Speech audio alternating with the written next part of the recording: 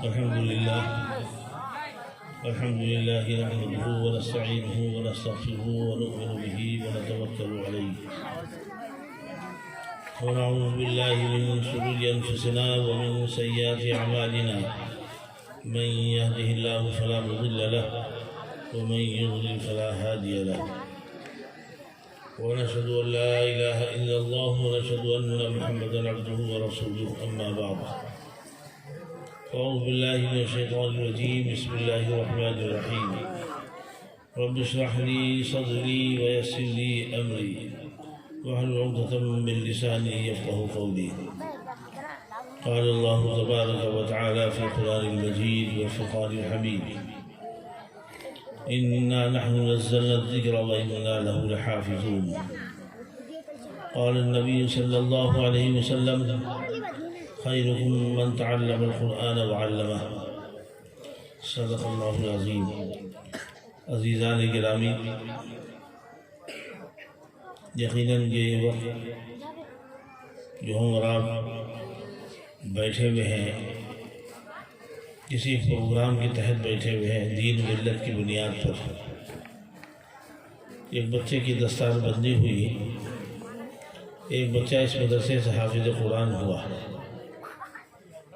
اس ایک بچے کو ایک سمجھنے کی ضرورت نہیں ہے، ایک سے سینکڑوں پیدا کرتا ہے اللہ۔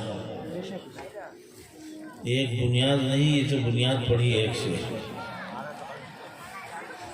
اللہ رب العزت چاہے تو 100 سینکڑوں ہزاروں لاکھوں پیدا کر سکتا ہے۔ دارالعلوم دیوبند کی جب بنیاد پڑی تو پڑھانے والا ایک تھا، پڑھنے والا بھی ایک تھا۔ آج دارالعلوم دیوبند کا مقام، اس کی حیثیت، اس کے پڑھنے والوں کی تعداد، پوری دنیا میں کوئی کونا ایسا نہیں خالی ہے جہاں پر دارالعلوم دیوبند کے پڑھے ہوئے افراد موجود نہ ہوں اور دین و ملت کا کام انجام نہ دے رہے ہیں۔ پیر ذوالفقار صاحب دعوت برکاتہ لالیہ کی زبان سے میں نے خود سنا، وہ فرما رہے تھے کہ میں نے 42 ملکوں کا دورہ کیا اور 42 ملکوں کو دورہ کرنے میں کوئی بھی ملک ایسا نہیں ملا مجھے جہاں پر مجھے قاسمی میسر نہ ہوا ہو۔ تو دارالعلوم دیوبند کا فیض اتنا وسیع اور اتنا اللہ رب العزت نے اپنے فضل فرما کر قبول کیا ہے، اس کے فیض کو پوری دنیا میں جاری اور ساری کر دیا ہے۔ بنیادی اصل میں کام کی اخلاص و للہیت پر ہوتی ہے، 1 اور 2 اور 4 6 10 پر نہیں ہوتی۔ اگر اخلاص سے بنیاد پڑی ہے تو پھر یہ سمجھ لیجئے کہ پوری دنیا میں پہنچنے میں کوئی وقت نہیں لگے گا۔ اور اخلاص پر اگر بنیادیں نہیں ہیں تو مسائلوں کا انبار ہوگا۔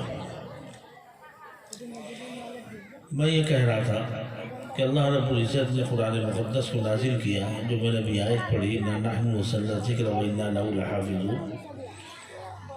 اللہ رب العزت نے قرآن مقدس کو نازل کیا اور اس کی حفاظت کا خود ہی وعدہ بھی فرمایا۔ 1450 برس اب تک ہونے کو ہے، یہ قرآن مقدس اب تک اسی طرح سے محفوظ ہے جس طرح سے اللہ کے رسول صلی اللہ علیہ وسلم کے دور میں تھا، اور آج تک ایک زیر زبر پیش کا فرق نہیں آیا۔ دنیا کے اندر سینکڑوں کیا ہزاروں زبانیں موجود ہیں اور سینکڑوں چہرے الگ الگ دکھتے ہیں، نظر آتے ہیں۔ ایک دوسرے سے بات کرنا، پوچھنا الگ ہوتا ہے، اور ہر ایک کے کلچر الگ ہوتے ہیں، تہذیب الگ ہوتی ہے۔ لیکن قرآن اللہ کا کلام ہے، پوری دنیا کے اندر جب بھی پڑھا جاتا ہے تو وہ ایک ہی ہوتا ہے، چاہے وہ امریکہ میں پڑھا جائے، چاہے برطانیہ میں پڑھا جائے، چاہے بنگالی میں پڑھا جائے، بنگال میں پڑھا جائے، چاہے یو پی میں پڑھا جائے، چاہے بہار میں پڑھا جائے، چاہے دنیا کے کسی ملک میں پڑھا جائے، وہاں تہذیب اور وہاں کلچر، وہاں زبان اور چہرے کی فرق کا کوئی لینا دینا نہیں۔ یہاں سے جو آدمی وہاں موجود ہے، اگر کوئی غلط پڑھ رہا ہے تو تھوڑا سا ٹوک دے گا، اور وہاں کا آدمی اگر یہاں موجود ہے تو غلط پڑھ رہا ہو ٹوک دے گا، اس لیے کہ اللہ کا کلام ایک ہے۔ کہیں بھی ذرہ برابر 1450 برس ہو گئے اب تک کوئی فرق نہیں آیا۔ کیوں؟ اس لیے کہ اللہ رب العزت نے قرآن مقدس کی حفاظت کا وعدہ کیا ہے، وہ حفاظت فرما رہے ہو، قیامت تک کی اس کی حفاظت فرمائیں گے انشاءاللہ جیسا وعدہ کیا۔ ایک بات بڑی ذہن میں رکھنے کی ضروری ہے، اللہ رب العزت مسبب الاسباب ہے۔ دنیا کا ہر نظام جو چل رہا ہے وہ سبب کے دائرے میں چل رہا ہے۔ اللہ چاہتا تو کن فیکون کے ذریعے حکم دے دیتا، ہزاروں لاکھوں حفاظ پیدا ہو جاتے، کام چلتا رہتا، اور یہ بھی نہ دیتا تو کچھ اور شکل بنا لیتا، اس کے اختیار کی چیز تھی۔ تو ایک نظام اللہ رب العزت نے بنایا ہے۔ میں بارہا یہ بات اکثر اپنے پروگراموں میں یہ بات کہہ رہا ہوں کہ ہم کو کپڑا ہمارے جسم پر ہے، کپڑا میں پہنتا ہوں، کپڑے کے کارخانے اور کپڑے کی فیکٹریاں لگی ہوئی ہیں، فیکٹریوں میں کپڑا بن رہا ہے، وہاں سے سپلائی ہو رہا ہے، یہاں دکانوں بک رہا ہے، ہم اس کو خرید رہے ہیں، ہماری ضرورت پوری ہو رہی ہے۔ یہ ٹوپی جو سر پہ لگی ہوئی ہے، یہ ٹوپی کہیں بنی جاتی ہے، کہیں تیار ہوتی ہے، اس کے پیچھے ایک محنت لگتی ہے، ایک مشقت لگتی ہے، وہ تیار ہو کر کے مارکیٹ میں سپلائی ہوتی ہے، پھر ہمارے آپ کے علاقے میں دکانوں میں آتی ہے، ہمیں مل جاتی ہے آسانی کے ساتھ۔ یہ جوتا چپل یہ اپنی اپنی فیکٹریوں کارخانوں میں تیار ہوتا ہے، اس کے پیچھے ایک بڑا مطلب یہ کہ جنب غفیر ہوتا ہے جو اس میں اس کام کو انجام دیتا ہے، اور تیار ہو کر کے پورے ملک میں سپلائی ہوتا ہے، اور علاقائی دکانوں میں آتا ہے، ہمیں آپ کو آسانی سے مل جاتا ہے، ہمیں نہیں لگتا کہ اس میں کوئی بڑی محنت ہوئی۔ یہ کسان جو غلہ پیدا کرتے ہیں یہاں پر رہ کر کے، جو رات و دن محنت کر رہے ہیں، مشقت کر رہے ہیں، رات ایک کر رہے ہیں، دن ایک کر رہے ہیں، کس قدر کی قربانیاں دے رہے ہیں، اور یہ سب بازار میں لے جا کے جب سپلائی کرتے ہیں تو پورے ملک میں پہنچ جاتا ہے، ہم کو شہر میں بڑی آسانی سے پیسہ خرچ کرتے ہیں میسر ہو جاتا ہے، لیکن اس کے پیچھے کتنی محنت لگی ہے تو یہ کسان سے پوچھنا پڑے گا۔ تو اللہ رب العزت مسبب الاسباب ہے، یعنی ہر کسی کام کو وجود میں لانے کے لیے بغیر سبب کے وہ چیز میسر نہیں ہوگی۔ جس دن کسی دن پوری ملک کا یہ کسان اسٹرائک کر دے کہ آج سے ہم غلہ نہیں پیدا کریں گے تو کسی غلہ مل جائے گا کیا؟ سارے ملک کی فیکٹریاں جو کپڑوں کی ہیں اسٹرائک کر دیں کہ ہمیں کام کرنا ہی نہیں، بند کرنی فیکٹری، تو کیا کپڑا میسر ہو جائے گا؟ نہیں مل سکتا۔ جوتے کی فیکٹری، چپل کی فیکٹریاں سب یہ طے کر لیں کہ پورے ملک کے اندر کہ ہم اس کو نہیں تیار کریں گے تو کیا میسر ہو جائے گا؟ کبھی نہیں میسر ہو سکتا۔ تو یہ سبب ہے، جو فیکٹری ہے، کارخانے ہیں، سبب کی بنیاد پر وعدہ تو اللہ نے کیا کھلانے کا، لیکن اسباب کے دائرے میں کیا ہے۔ رزق کا وعدہ خدا نے کیا ہے، لیکن اسباب کے دائرے میں کیا ہے کہ یہ سبب ہے، اس سبب کو اپناؤ گے تو تمہیں ملے گا، نہیں اپناؤ گے تو اللہ تمہیں آ کے منہ میں نوالا نہیں ڈال دے گا۔ اللہ رب العزت نے قرآن مقدس کی جو حفاظت کا وعدہ کیا ہے اس کے اسباب متعین کیے ہیں۔ 1450 برس سے اب تک قرآن کی جو حفاظت ہو رہی ہے اس کے اسباب متعین کیے ہیں، اور اس کے اسباب کی حفاظت بھی خدا نے کی ذمہ داری میں ہے، کیونکہ جب قرآن کی حفاظت کا وعدہ ہے تو ظاہر ہے کہ جو سبب اپنائے جائیں گے، جو لوگ اپنائیں گے تو ان کی حفاظت کون کرے گا؟ وہی اللہ کرے گا، اس لیے کہ وہ کام اس کا کرے گا۔ تو اللہ رب العزت نے جس طریقے سے کپڑے کی ضرورت کے لیے کپڑے کی فیکٹری کا قیام کیا، چمڑے کی ضرورت کے لیے ٹرینیوں کا قیام کیا، جوتے کی ضرورت کے لیے جوتے کی فیکٹریوں کا قیام کیا، اسی طریقے سے قرآن مقدس کے حافظ کو بنانے کے لیے مدرسہ اور مکتب کا قیام کیا۔ یہ من جانب اللہ فیکٹریاں ہیں، یہ ہمارے آپ کے بنانے سے نہیں بنتی، اس کا انتخاب اللہ کے ماں ہوتا ہے۔ اللہ رب العزت جب اس کا انتخاب کرتے ہیں اس علاقہ میں مدارس و مکاتب کا قیام وجود میں آتا ہے، مدرسے کا قیام وجود میں آتا ہے، اللہ کے وہاں اس کا انتخاب ہوتا ہے، اس کے بعد وہ چیز طے ہو کر کے اس کی بنیاد پڑتی ہے۔ جو بچے طالب علم حافظ قرآن ہیں، جب یہ قرآن پڑھنے کے لیے کسی مدرسے میں جاتے ہیں کہ ہمیں حفظ قرآن پڑھنا ہے تو اس کا انتخاب خدا کرتا ہے، یہ میرے کلام کا متحمل ہے یا نہیں ہے، اس کی جانچ ہوتی ہے، اس کی پرکھ کی جاتی ہے، اور جانچنے پرکھنے کے بعد اس کا خداوند قدوس کی جانب سے ہوتا ہے، پھر اس کا مدرسے میں ایڈمیشن ہوتا ہے، پھر وہ بچہ مدرسین سے پڑھتا ہے اور مدرسین اس کو پڑھاتے ہیں، اور آہستہ آہستہ پڑھتے پڑھتے پھر بچہ حافظ قرآن ہوتا ہے۔ یہ بچہ جو حافظ قرآن آپ کے سامنے دکھ رہا ہے، اللہ رب العزت نے اس کا انتخاب کیا تھا تب یہ حافظ ہوا ہے۔ آپ جس بچے کو چاہے حافظ ہو جائے قیامت تک نہیں ہوگا، اس لیے کہ اللہ نے اس کا انتخاب نہیں کیا۔ آپ نے دیکھا ہوگا مدارس کے اندر بھی ہم اپنے بہت سے بچوں کو حافظ بنانے کے لیے لے جاتے ہیں، پہنچاتے ہیں، لیکن جن کا انتخاب اللہ کی جانب سے ہوتا ہے وہ بچے حافظ ہوتے ہیں، اور جن کا انتخاب اللہ کی جانب سے نہیں ہوتا مدرسے میں رہ کر کے کچھ دن کھا کے پی کے گھوم کے پھر کے ٹہل کے بھاگ جاتے ہیں۔ یہ اساتذہ بیٹھے ہوئے ان سے معلوم کریے، تو یہ یقین ہوتا ہے اس بات کا کہ اللہ کی جانب سے اس کا انتخاب نہیں ہوا ہے کہ یہ حافظ قرآن ہے، اور جس کا انتخاب ہوتا ہے اللہ کی جانب سے وہ لڑکا حافظ قرآن ہوتا ہے، قاری قرآن ہوتا ہے، حامل قرآن ہوتا ہے، عامل قرآن ہوتا ہے۔ اللہ اس کا کام لیتا ہے، اس کا فیصلہ فرما دیتا ہے، اس کا انتخاب کرتا ہے۔ تو انتخاب ہونے کے بعد وہ بچہ پڑھنے آتا ہے، ایسے ہی جب مدرسہ قائم ہوتا ہے وہ تو اس کا بھی جو ہے باقاعدہ طور پر اللہ کے جانب سے انتخاب ہوتا ہے۔ کوئی فیکٹری جب کہیں پر ڈالنی ہوتی ہے کپڑے کی یا کسی بھی چیز کی، پہلے زمین خریدنی پڑتی ہے، پھر اس کا گورنمنٹ سے رابطہ کرنا پڑتا، اس کا لائسنس لینا پڑتا، پھر اس کو پاس کرانا پڑتا، اس کو طے کرنا پڑتا، دنیا کے خرچے۔ جب گورنمنٹ پاس کر دیتی ہے، اس کا لائسنس دے دیتی ہے، جب وہ فیکٹری کی بنیاد پڑتی ہے۔ ایسا ہی یہ مدارس، ہم 100 زمینوں کے سودا کر لیں، لیکن اگر ہم مدرسہ کھولنا چاہتے ہیں تو اللہ کی جانب سے جب تک فیصلہ نہیں ہو جائے گا کہ زمین اس کے لیے منتخب میں کر رہا ہوں، تب تک وہ زمین طے نہیں ہو پائے گی، مدرسے کا قیام نہیں ہو پائے گا۔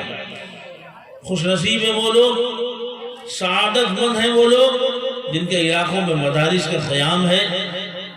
مدارس وہ ہیں کہ پورے علاقے کو پانی دے رہے ہیں، علم کا، عمل کا، شرافت کا، طہارت کا، مسائل کا، وہ ساری چیزیں جو ہمیں چاہیے ہیں وہ مدارس سے مل رہی ہیں، علماء سے مل رہی ہیں، مفتیان کرام سے مل رہی ہیں، حفاظ سے مل رہی ہیں، قراء سے مل رہی ہیں۔ یہی مدرسہ مدارس یہ مجموعہ ہے ان سب تمام چیزوں کا۔ یہ اللہ کا کلام ہے، جس طریقے سے ہم اللہ رب العزت کی عزت کرتے ہیں ایسے ہی ہمارے پر واجب ہے اللہ کے کلام کی عزت کرنا۔ اللہ کے کلام کی عزت کرنا ہم پر واجب ہے۔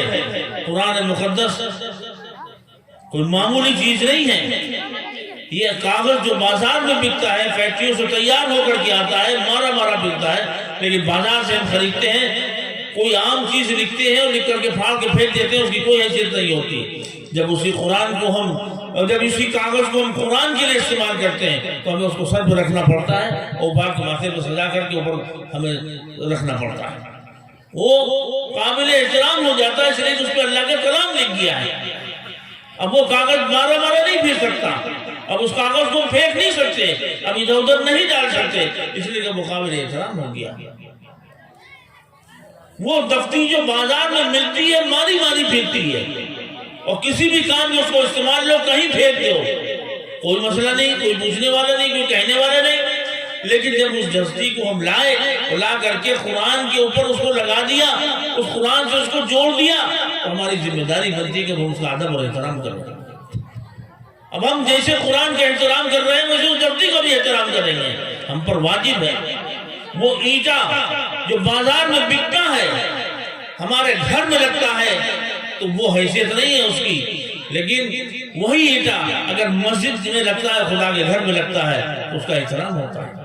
اینٹا تو بازار کا ہے، بازار سے ہم لائے ہیں، 10 روپے کا یہ تھا تو 10 روپے کا وہ بھی ہے جو گھر میں لگا، لیکن مسجد میں لگنے کے بعد اس کا مقام، اس کی حیثیت بڑھ جاتی ہے۔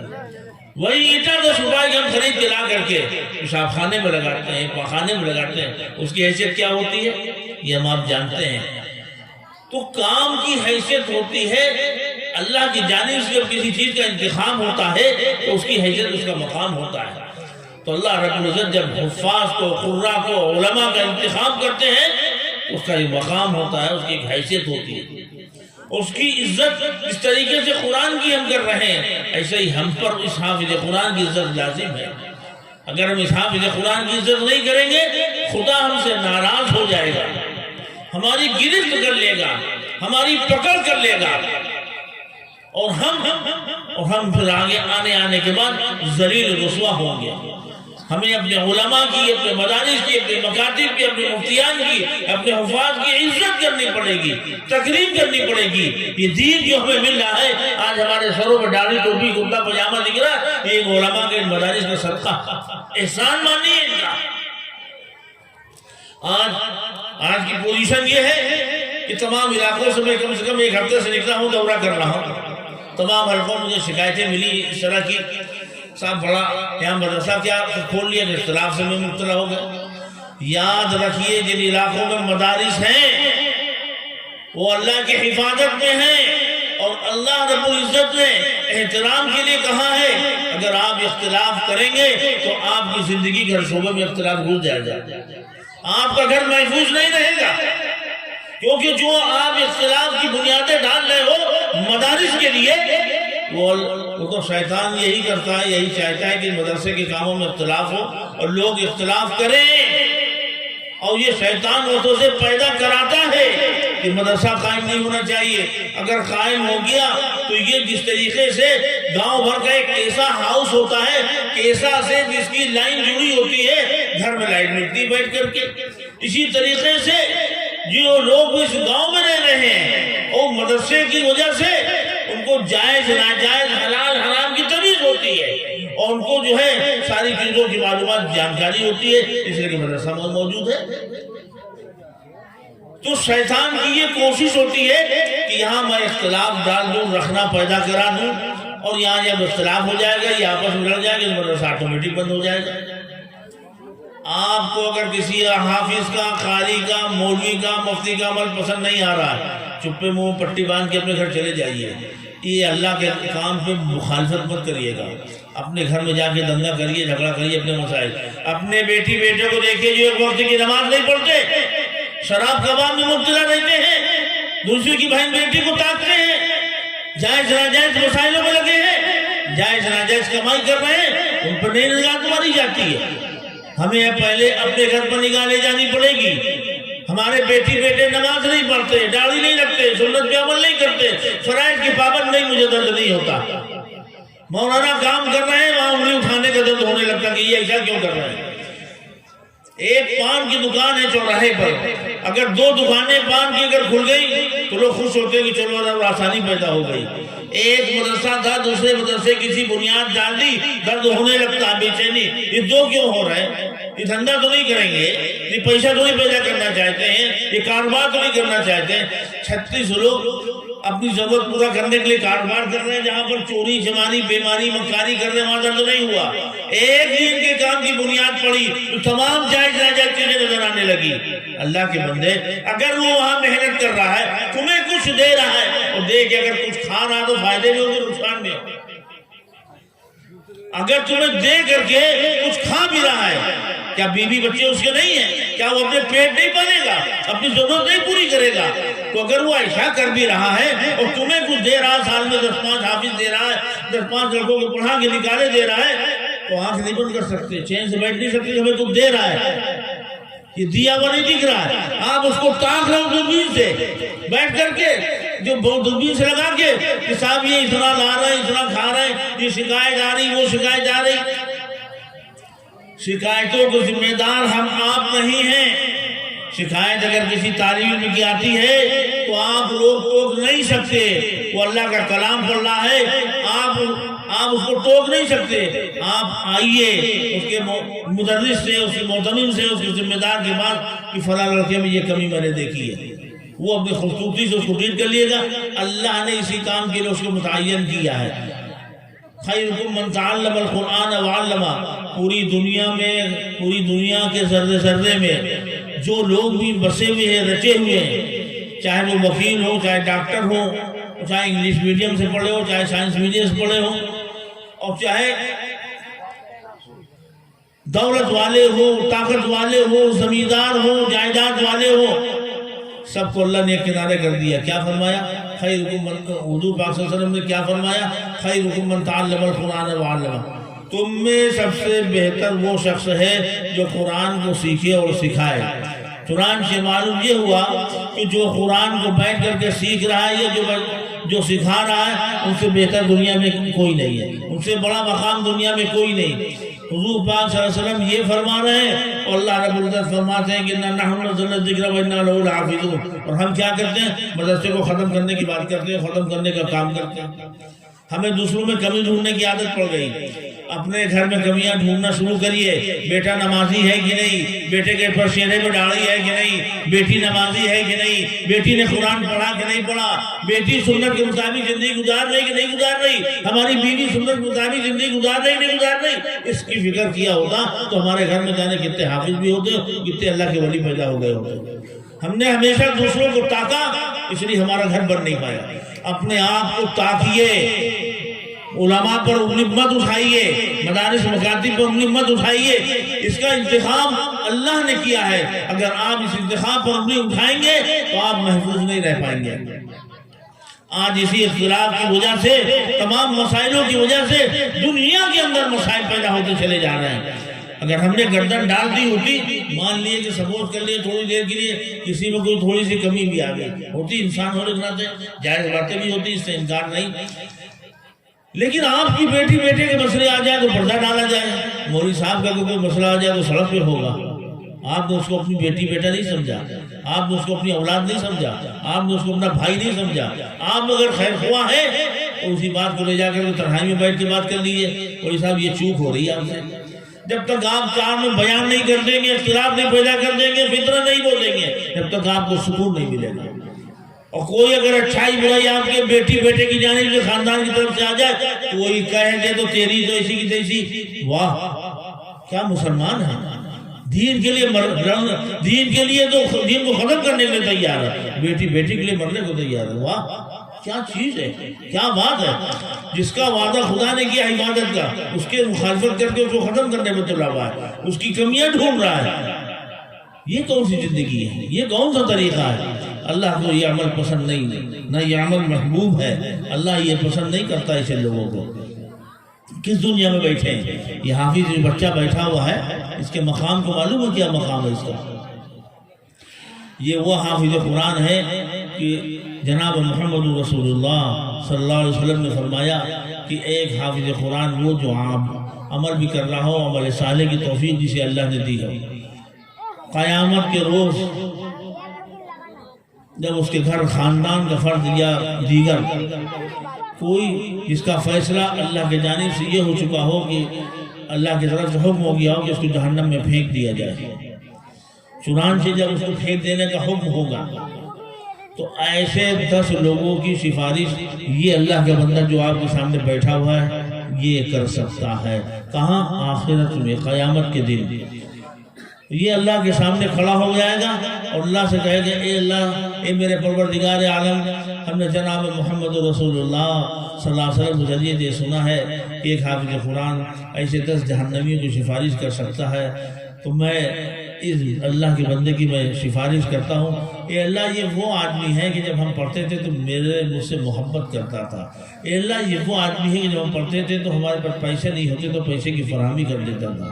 اے اللہ یہ وہ آدمی ہے کہ اگر ہمارے مدرسے میں کھانے کی دقت ہوتی تھی ایک معلومات کرتا رہتا تو مدرسے میں بچوں کو کھانے کا نظام بناتا تھا۔ اے اللہ یہ وہ آدمی ہے کہ ہمارے مولوی صاحب سے خیریت پوچھتا تھا کہ کوئی ضرورت ہو تو بتا دینا، اور وقتاً فوقتاً کوئی ضرورت ہوتی تھی جو بچے حفظ پڑھ رہے ہیں مولوی صاحب کے ذریعے سے ان کی مدد کرتا تھا، نگاہ رکھتا تھا۔ ایسی کون سی اس سے خطا ہو گئی جو آپ نے اس کو جہنم کا فیصلہ فرما دیا؟ مجھے اس سے کوئی مطلب نہیں، میں اس کے لیے جو ہے آپ سے سفارش کرتا ہوں، اے پروردگار عالم اس کو آپ معاف فرما دیجئے۔ خدا کی قسم اللہ رب العزت اپنے فیصلے کو اسی وقت بدل دیں گے اور یہ حکم دیں گے فرشتوں واپس آؤ، اس کو مت لے جاؤ جہنم میں، میرے حافظ قرآن نے اس کی سفارش کر دی ہے کہ تو لے جاؤ جہنم سے ہٹا کر کے جنت میں پہنچا دو۔ اس پر انگلی اٹھا رہے ہو، وہ وکیل، وہ ڈاکٹر، وہ انجینئر، وہ کوالیفائڈ، وہ پڑھے لکھے لوگ، ان پہ آپ نے کروڑوں خرچہ کیے ہیں، کیا ان کی اوقات ہے کہ ان کی برابری کر لیں؟ اگر وہ آ جائیں گے مسجد میں نماز پڑھنے، کس کے پیچھے پڑھنی پڑے گی؟ جن پہ آپ نے کروڑوں خرچہ کیے ہیں کھڑے ہو جائیں گے پڑھانے کے لیے، وہ ان کی اوقات ہے؟ ان کا کوئی مقام ہے اللہ کے نزدیک، وہ دنیا کے لیے ہے، وہ بھی ایک ضرورت ہے، انکار نہیں ہے مجھے، وہ ہماری ایک ضرورت ہے، لیکن یہ آخرت کی ضرورت ہے۔ آخرت کون بنائے گا؟ یہ دنیا اور آخرت دونوں کی کامیابی کے لیے ضرورت ہے۔ یہ وہ جن پر آپ نے کروڑ خرچہ کیے ہیں، اگر وہ مسجد میں آتے ہیں تو آپ کو انہیں آواز دینا پڑے گی، حافظ صاحب یا نماز پڑھا دیجیے، ان کے بغیر آپ کی گاڑی نہیں چلے گی۔ کسی کا انتقال ہو جائے آپ کے وہاں، نماز آپ پڑھائیں گے، وکیل صاحب پڑھائیں گے، ڈاکٹر صاحب پڑھائیں گے، انجینئر صاحب پڑھائیں گے، آپ کو انہیں بلانا پڑے گا۔ یہ کیونکہ اللہ رب العزت نے ان کو مقام دیا ہے، ان کو حیثیت دی ہے، اس حیثیت سے ہٹ کر کچھ نہیں کر پائیں گے۔ ان کے بغیر کوئی گاڑی کا نظام نہیں چلے گا۔ آپ کو مسائل پوچھنا ہے کہ آپ کمائی جائز کر رہے ہیں کہ ناجائز کر رہے ہیں، تو آپ کو ان علماء مفتیان کرام کے اندر پاس آنا پڑے گا۔ یہ مدارس جو کام کر رہے ہیں، یہ اللہ نے ان کا انتخاب کیا ہے، اور اس انتخاب کی بنیاد پر یہ کام کر رہے ہیں، اور ہم اپنی آخرت خراب کریں؟ ہم اتنے بیوقوف ٹھہرے، ہم اتنے ناسمجھ ٹھہرے کہ ہم ان کی مخالفت کر کے، ان پہ انگلی اٹھا کر کے، اور ہم جو اپنی آخرت خراب کرنے میں چل جائیں؟ نہ، جس کی حفاظت کا وعدہ اللہ نے کیا ہو بھیا، اس کو ہم کیا کر لیں گے؟ یہ تو آپ کو خود بھی سوچنا چاہیے، ہم کو بھی سوچنا چاہیے، مڑ کے نہیں دیکھنا چاہیے۔ اگر کچھ کمی ہو تو بھی مخالفت میں اپنا نام مت لکھوائیے گا، اگرچہ وہاں کچھ کمی ہے تو بھی مخالفت میں اپنا نام نہ لکھوائیے گا، اپنا نام معاونت میں، مدد میں لکھوائیے، مخالفت میں مت لکھوائیے۔ یاد رکھیے ہماری اس بات کو، ورنہ اللہ رب العزت ان لوگوں کو بخشے کہ نہیں۔ اور یہ چیزیں کب ہوتی ہیں؟ جب شیطان خود دیکھتا کہ کوئی مدرسہ کی بنیاد پڑ رہی ہے، مدرسہ قائم ہو رہا ہے یا قائم ہو گیا ہے، کچھ کام آگے بڑھ رہا ہے، تو بڑے بڑے فتنے کھڑے کر دیتا ہے، بڑے بڑے مسائل کھڑے کر دیتا ہے، پیچھے لگا دیتا ہے تاکہ یہ مدرسہ چلنے نہ پاوے، مدرسہ چلنے نہ پاوے، مدرسہ کمزور ہو جائے، چلانے والے بھاگ کھڑے ہوں۔ اللہ کے بندو، ایک نہیں دو نہیں 3 مدرسے ہو جائیں، خوش ہو جاؤ۔ ابھی اس علاقے میں ابھی گورنمنٹ کا کوئی فیصلہ آ جائے کہ فیکٹری لگے گی تو ابھی سب خوش ہو جائیں گے، اور ایک فیکٹری لگ گئی، اس کے بعد دوسری فیکٹری کا بھی فیصلہ گورنمنٹ کی طرف سے آ گیا تو اور خوش ہو جائیں گے، اور اللہ کی فیکٹری لگے گی تو تکلیف ہوگی آپ کو۔ بڑا افسوس ہوتا مجھے سن کر کے، کئی علاقوں میں میرے دورے ہوئے، قریب 1 ہفتے سے میرا دورہ چل رہا ہے، کئی جگہوں پر یہ شکایت آئی ہے۔ مجھے بڑا افسوس ہوتا ہے کہ ہماری عوام کتنی معصوم ہے، کتنی ناسمجھ ہے، یہ بھی نہیں سمجھتے کہ میں کیا کر رہا ہوں، کیا صحیح ہے کیا غلط ہے۔ آپ صحیح غلط کے ٹھیکیدار نہیں ہیں، آپ تو صرف اگر کوئی آپ کو تکلیف یا کوئی بری بات معلوم ہوتی ہے، آپ علماء کی خدمت میں آ کر کے سنجیدگی سے اپنی بات کو رکھ دیں کہ بھائی یہ بات آپ میری سمجھ میں نہیں آ رہی، اس کو سمجھ لیجیے، آپ دیکھ لیجیے، اگر مناسب ہو تو کریے، ورنہ آپ سمجھیے آپ نے کہہ کر اپنا فرض پورا کر لیا، خدا کی وہاں کی گرفت نہیں پکڑنی ہوگی، یہ جانے ان کا کام جانے۔ جھگڑا کرنا، پیچھے پڑنا، ڈنڈا لے کے کھڑا ہونا، گروپ بندی کر لینا، انتشار پیدا کرنا، یہ کس نے کہا تھا؟ یہ شیطانی عمل ہے، اس کام کو کبھی نہ کریے گا، ورنہ آخرت آپ کی بگڑ جائے گی۔ جو لوگ ایسا سوچ رہے، آپ میں طاقت اللہ نے دی ہے تو مدد کریے، اور اگر آپ کو تکلیف ہوتی ہے، نہیں کرنا چاہتے تو اپنی زبان میں پٹی لگا کے گھر میں بیٹھیے، مخالفت مت کریے گا، ورنہ اللہ رب العزت آپ کے ساتھ کوئی رعایت نہیں کرے گا۔ آج ملک میں جو حالات چل رہے ہیں وہ صرف اسی وجہ سے چل رہے ہیں کہ ہم نے اللہ کی نافرمانی کی ہے، اللہ کے حکم کو توڑا ہے، جناب محمد رسول اللہ صلی اللہ علیہ وسلم جس دین بلائے ہیں اس کی ہم نے خلاف ورزی کی ہے، اس لیے ہمارے ساتھ یہ مسائل ہے۔ اس کا یہ نتیجہ ہے کہ آج ہم پوری دنیا کے اندر، خاص طور سے اپنے ملک کے اندر ذلیل و خوار ہو رہے ہیں، مسائل کا سامنا کرنا پڑ رہا ہے، دقتوں کو سامنا کرنا پڑ رہا ہے۔ تو جائیے آج کی بات ہر آدمی یہ ذہن بنا کر اٹھے، یہاں سے توبہ کر لے کہ آج سے مخالفت دین و ملت کی کسی کام کی نہیں کریں گے، نہ مسجد کی، نہ مدرسے کی، نہ مکتب کی، نہ علماء کی، نہ مفتیان کی، نہ حفاظ کی، نہ قرآن کی۔ کوئی بات اگر نہیں سمجھ میں آتی سنجیدگی جا کے بات کر لو۔ بیٹا کوئی غلطی کرتا ہے تو ہم گھر میں بیٹھ کر کے ہم میاں بیوی بیٹھتے ہیں اور بات کرتے ہیں، اس کے بعد بیٹے کو وہیں بلا کر کے ٹائٹ کر دیتے ہیں، اور سڑک پہ اگر کوئی کرتا ہے تو ہم اس کے بیٹے کی طرف سے بول کے جھگڑا کرتے ہیں۔ یہ عمل یہاں نہیں دکھتا ہے کیا؟ یہ عمل یہاں نہیں دکھتا ہے کہ اگر کوئی چیز اچھی نہیں لگی، غلط دکھ رہی ہے تو مولوی صاحب سے مل کر کے، حافظ جی سے مل کر، ان کے ذمہ دار سے مل کر بات کر لی جائے، اور پھر سڑک پہ اگر کوئی حافظ جی کی مخالفت کرے تو آپ جھگڑا کریں، غلط کریں، مت کہنا گندی بات ہے۔ آپ کا بیٹا غلط کر رہا ہے اور اس کے باوجود آپ اس کی طرف جھگڑا کر رہے ہو سڑک پہ، آپ کو برداشت نہیں ہو رہی، جو کچھ اپنے گھر کے لیے کر رہے ہو وہی یہاں بھی کر لو، ذرا سے اتنا ہی سوچ لو بیٹھ کر کے، جو آپ ان کے ساتھ کر رہے ہو وہ ان کے ساتھ بھی کر لو، وہ اپنے ہیں یہ پرائے ہیں۔ سنجیدگی سے بیٹھ کے غور کریے ہمیں کیا کرنا چاہیے۔ یہ مدارس منتخب من اللہ ہے، اللہ کی جانب سے ان کا انتخاب ہوتا ہے، ان کی جو بھی آپ سے مدد ہو سکے، تعاون ہو سکے کریے، یہ انشاءاللہ آپ کی حفاظت میں کام آئیں گے۔ یہ میں نے بتایا کہ ابھی یہ حامل قرآن ایسے 10 لوگوں کی سفارش کرے گا جو مدرسوں کی مدد کرتے ہیں، خدمت کرتے ہیں، تعاون کرتے ہیں اور محبت کرتے ہیں اور قرآن کی تعظیم کرتے ہیں، عزت کرتے ہیں، اور سارے اس طرح کے کام جو لوگ کر رہے ہیں ان کی سفارش کے لیے اللہ ان کو کھڑا کر دے گا۔ اور آپ کو تو چاہیے یہ کہ آپ کے ہر گھر میں ایک حافظ ہو، تاکہ آپ کی ضرورت، آپ کے گھر خاندان کی ضرورت وہ حافظ خود پوری کر دے۔ ہر خاندان میں کم سے کم ایک دو حافظ ہو، تاکہ ہمارے اگر گھر میں کوئی مسئلہ آتا ہے وہ حافظ قرآن کھڑا ہو جائے، ہمارے گھر کی ضرورت کی پورا کر دے آخرت میں۔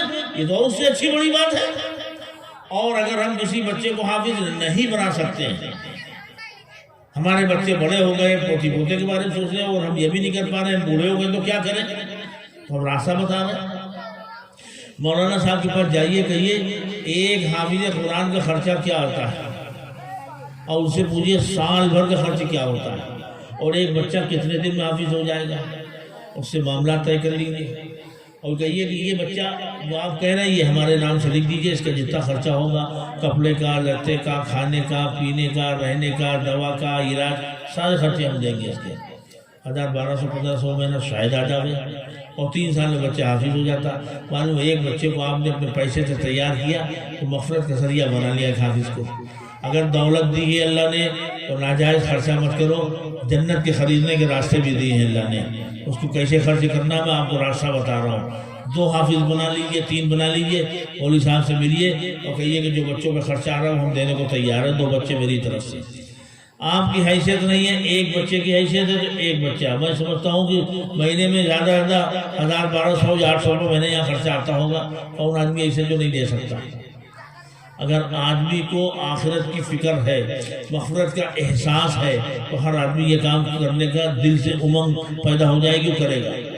اور اگر اس کو خوف خدا نہیں ہے، اس کو اپنی کھیتی کی فکر ہے، بیٹی کی فکر ہے، بیٹے کی فکر ہے، بلڈنگ کی فکر ہے، جائیداد کی فکر ہے، تو پھر اس کو کیا غرض پڑی؟ وہ تو مر کے چلا جائے گا، کچھ نہیں کرے گا، وہ کیا کرے گا؟ تو اگر اس کو احساس ہے اور فکر ہے تو اس کا طریقہ یہ ہے کہ وہ ایک حافظ قرآن کے خرچے کو اوڑھ لے اور وہ خرچے کو پورا کرتا رہے کہ ہر مہینے لے، اور بچے سے خیریت پوچھے، اس سے محبت بھی کرے، بیٹا اب تم نے کتنا پڑھ لیا، اب کئی پارے ہو گئے، ہر مہینے 2 مہینے جا کے پوچھا رہے خیریت۔ یہ تو قرآن سے محبت ہے اور حافظ قرآن سے محبت ہے اور تعلق ہے۔ لے جائے کہ دینا لینا کچھ نہیں۔ اور جناب والا یہ علماء جو یہاں پر کام کر رہے ہیں، محنت کر رہے ہیں، میں نے اس علاقے میں اور بہار کے علاقے میں دیکھا، پورے ہندوستان میں اتنا سا مدرسہ چلا کے ٹھوکرے کھاتے ہیں، چندہ کرتے پھرتے ہیں، مدرسہ اتنا سے، اور چندہ پوری دنیا میں کرتے پھر رہے ہیں، پورے ہندوستان کے اندر، اور آ کر کے آپ کی گالیاں بھی سن رہے ہیں، آپ کی برائیاں بھی جھیل لیں۔ کمال کی بات ہے یار، پتہ نہیں کیسے یہ لوگ جھیل لیتے ہیں۔ پورے ملک میں چندہ کر رہے ہیں، ٹھوکرے کھا رہے ہیں، جگہ جگہ وصولیابی میں ذلت کا سامنا بھی کرنا پڑتا ہے۔ وہاں یہ کرتے ہیں، مارے مارے پھرتے، بیوی بچوں کو چھوڑ کے آتے ہیں، یہاں آپ کی مخالفت جھیلنا پڑتی ہے۔ افسوس ہوتا ہے، بہت افسوس ہوتا ہے۔ آپ نے کبھی ان کی قربانیوں کو سوچا، غور کیا؟ آپ کا ایک بیٹا سعودی عرب جا کے کمانے جاتا ہے، جب آتا ہے تو آپ کو بڑا احساس ہوتا ہے کہ میرا بیٹا رات دن محنت کر کے کما کے لایا ہے، بڑی محنت کی یہ بلڈنگ بنی ہے، آپ کو یہ احساس ہوتا ہے۔ کبھی اس کو غور کیا کہ یہ آدمی جو مدرسہ چلا رہا بیٹھ کر کے، اس نے اس کے پیچھے کتنی بڑی محنت لگائی ہے؟ اس کو احساس کیا کبھی بیٹھ کے؟ کبھی سنجیدگی سے سوچا؟ کبھی محاسبہ کیا؟ یہ دکھ رہا کہ پیسہ آ رہا، یہ نہیں دکھ رہا کہ اتنا روپیہ جو آ رہا ہے کہاں سے آ رہا، کیسے آ رہا، کتنی مشقت لگی ہے۔ یہ دکھ گیا بڑا مال آوت ہے، بڑا مال آوت ہے، یہ سمجھ میں آئی گیا۔ یہ نہیں سمجھ میں آ رہا کہ کہاں کیسی مشقت سے آ رہا ہے۔ اللہ کے بندو کبھی اس پہ غور کرو، جب غور کرو گے تو راستے اللہ بنائے گا۔ تو میں یہ کہہ رہا تھا کہ مدارس مکاتب، یہ اللہ رب العزت نے اس کی حفاظت کا وعدہ کیا ہے، اس کے انتخاب کے بغیر یہ مدرسوں کی بنیادیں نہیں پڑتی، اور اگر یہ گڑبڑ ہوگی جس کسی کی وجہ سے تو اس کی گرفت اللہ کے وہاں ہوگی، جواب دہ وہ خدا کو ہوگا، اس کی گرفت پکڑ ہوگی، وہ اللہ سمجھے گا اس کو۔ اس لیے جو مدارس چل رہے ہیں ان پر محنت کریے، توجہ دیجیے، ان کے معاون بنیے، ان کے مددگار بنیے، اور حافظ قرآن کی مدد کریے، اچھی نگاہ سے دیکھیے، عظمت کریے، جیسے آپ عظمت کرتے ہیں قرآن سے، محبت کرتے ہیں قرآن سے، ایسے حافظ قرآن سے محبت کریے۔ جب یہ کرنے لگیں گے اللہ کی طرف سے رحمتوں کی بارش کا سلسلہ شروع ہو جائے گا، اختلاف ختم ہو جائیں گے، انتشار کا خاتمہ ہوگا، اور اللہ کی رحمتوں کا نزول شروع ہو جائے گا۔ کام میں آپ کو روزی روٹی میں بھی مزید آسانی ہوگی، اور بقیہ علاقے کے مدارس مقادر بھی سر شاداب ہوں گے، آسانی ان ساتھ چلنے لگیں گے، اللہ کی نصرت مدد ہوگی انشاءاللہ۔ یہ وہ چیزیں ہیں جو میں آپ کو ہدایت کر رہا ہوں، اور جو باتیں اللہ نے میرے دل میں ڈالی میں نے آپ تک پہنچا دی۔ حافظ قرآن کا مقام یہ ہے کہ جو میں نے بتایا کہ 10 لوگوں کی سفارش کرے گا، اور آگے کی بات بتا کے میں بات ختم کرنے جا رہا ہوں۔ جن لوگوں نے اپنے بیٹے کو حافظ بنایا ہے ان کے ماں باپ کو تاج پہنایا جائے گا قیامت کے روز، اور تاج اتنا خوبصورت چمکدار ہوگا کہ پوری دنیا کے لوگ وہاں پر جمع ہوں گے، اور اس کی چمک کو دیکھ کر کے یہ سمجھیں گے کہ اتنا چمکدار تاج ہے یہ، کہ لگتا ہے کہ یہ بنی اسرائیل کے انبیاء ہیں، یعنی بنی اسرائیل میں جو نبی آئے ان میں سے کوئی نبی ہے یہ، جس کو اتنا اونچا تاج اور اتنا چمکدار تاج پہنایا گیا ہے۔ چنانچہ وہ لوگ جب معلومات کریں گے، تحقیق کریں گے، تو ان کو معلوم ہوگا کہ نہیں، یہ بنی اسرائیل کے انبیاء نہیں ہیں، یہ تو وہ ہیں جنہوں نے اپنے بچے کو حافظ قرآن بنایا تھا، یہ ان کی ماں ہے، یہ ان کے باپ ہے۔ ایک بچے کو حافظ بنانے کے صدقے میں میاں بیوی دونوں کو اللہ تاج پہنائے گا۔ کیا کسی وکیل کو بنانے میں، ڈاکٹر بنانے میں، انجینئر بنانے میں، فلاسفر بنانے میں کوئی ہم کو جو ہے آخرت میں تاج ملے گا؟ نہیں ملے گا۔ غور کریے، یہ حافظ قرآن کا مقام ہے، اور پھر اس کو کیا مقام دیا جائے گا؟ پھر اس سے کہا جائے گا اقرأ وارتقی ورتل کما کنت ترتل فی الدنیا علاقے، کہا جائے گا کہ قرآن کو پڑھتا جا، چڑھتا جا، حافظ قرآن سے کہا جائے گا، پڑھتا جا، چڑھتا جا، اور وہ حافظ قرآن کو پڑھتا جائے گا، چڑھتا جائے گا، پڑھتا جائے گا، چڑھتا جائے گا۔ معلوم یہ ہوا کہ قرآن کے اندر 6666 آیتیں ہیں، 6666 آیتیں ہیں۔ حافظ قرآن پڑھتا جائے گا، چڑھتا جائے گا، اور اس کا اسٹاپ کہاں ہوگا؟ 6666 آیت پر اسٹاپ کرے گا۔ وہ معلوم ہوگا اس کا مقام اتنا بڑا ہوگا۔ جب لائیے کسی وکیل کو، ڈاکٹر کو 500 بیگھہ کی زمین خرید کر کے ہم نے رکھی ہے، ہمارا مقام ہوگا؟ 5500 بیگھہ کی زمین ہم نے خرید کے رکھی، دنیا میں اونچے میں تاؤ پھر کے ٹہل رہے، اب بتا دیجیے کتنا مقام میرا آخرت میں ہوگا؟ کسی نے 200 بیگھہ خریدی، کسی نے 50 بیگھہ خریدی، بتا دے، کروڑوں خرچہ کیے اپنے بچوں کو بنانے میں، کس کو مقام ملے گا؟ ان کے ماں باپ کو ملے گا؟ جس پر مقام ملنا ہے، جس میں حیثیت ملنی ہے، جس میں مغفرت ہونی ہے، اس پہ اختلاف دکھ رہا ہے، شیطان بہکا رہا ہے، صحیح راہ دکھانے کو تیار نہیں، اور سننے کو تیار نہیں، سمجھنے کو تیار نہیں، شیطان وساوس پیدا کرتا ہے۔ تو حافظ قرآن کا یہ مقام ہے، اللہ نے یہ حیثیت دی ہے اس کو، کہاں بیٹھے ہوئے ہمارا؟ غور کریں۔ تو میں یہ کہہ رہا تھا، حافظ قرآن جو قرآن پڑھنے کے لیے آتا ہے، اس کا انتخاب اللہ کی جانب سے ہوتا ہے، مدرسوں کا انتخاب اللہ کی جانب سے ہوتا ہے، پڑھنے والے کا انتخاب بھی اللہ کی جانب سے۔ خیرکم من تعلم القرآن وعلمہ، جب یہ سب منتخب من اللہ ہے تو بھیا ہمیں ان سے جڑنے میں اپنی بھی حفاظت نظر آ رہی۔ اللہ نے ان کی حفاظت کا وعدہ کیا ہے، اور ہم ان سے جڑیں گے تو اللہ ہم سب کی حفاظت کرے گا انشاءاللہ۔ بات سمجھ میں آ رہی ہے حضرات کے؟ اللہ تعالیٰ ہم سب کی حفاظت فرمائے۔ جو باتیں اللہ نے میرے دل میں ڈالی میں نے آپ تک پہنچائی، اتنی بات خدا نے میرے دل میں ڈالی میں نے آپ سے کہہ دی۔ ایک واقعہ سنا کے کہیں دوبارہ ختم کروں، دیر ہو رہی ہے، ٹائم نکل گیا، زیادہ ہو گیا، خیر اب نہیں کہیں گے۔ تو میرا جو باتیں بتائیں اس پہ عمل کریں، اللہ تعالیٰ کہنے سننے زیادہ عمل کی توفیق عطا فرما دے۔ وآخر دعوانا الحمدللہ رب العالمین۔